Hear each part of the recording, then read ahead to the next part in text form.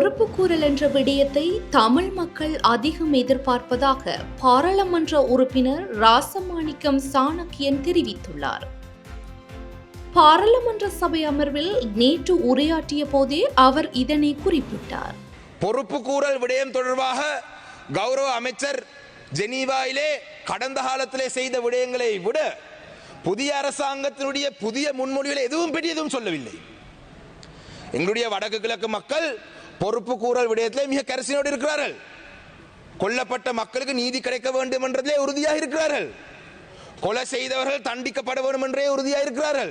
ஆனால் கடந்த காலத்தில் வந்த அனைத்து அரசாங்கம் போல நீங்களும் அதே வேலையை தான் செய்ய போறீங்கள் என்றுதான் திட்ட தெளிவாக தெரிகின்றது. வடக்கு மக்கள் உங்களுக்கு ஆணையை தந்திருக்கிறார்கள். வாக்கை ஆணை எல்லாம் தரல, வாக்கு தந்திருக்கிறார்கள். மன்னிக்க வேண்டும்.